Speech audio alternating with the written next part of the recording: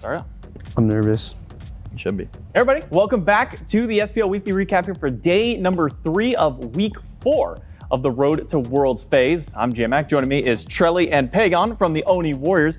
Let's start off our day by talking about the first set. We had the Jade Dragons against the Leviathans. Dragons have been struggling a bit to be able to find some wins, but new addition to their team, Trelly, with Vapourish Coast moving over. This seemed like an on-fire Jade Dragons team in this set. Yeah, this seemed like a set going in that we were fearing for the Jade Dragons, right? They are facing one of the #1, if not the #1 team in the league at the moment. They just had a roster change. They've been looking shaky on their sieges, and they immediately came out of the gate and said, no more, like, do not fear about us. We will instill fear. And Vapourish Coast, he looked like a man possessed, honestly. He came out swinging, soloed Panda Cat, had a fantastic performance. It seemed like the Dragons were able to play through dual lane. What are you laughing at, man? They were able to play through dual lane. Am I lying? Like, maybe I'm lying.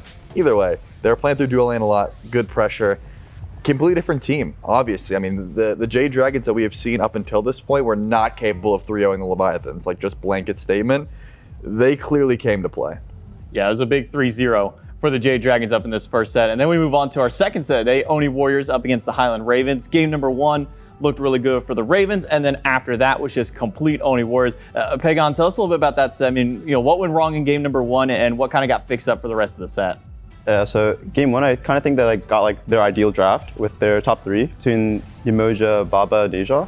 And then after that, I think we kind of won the other drafts really hard, and we were able to play through it. So you just banned Umoja, Baba. Yeah. I mean, tell me also a little bit about the Hunter mids that you played. You had the Rom, the Jing Wei, they kind of jumped in there. What kind of came to your mind to call that those were the picks for you to go to in mid?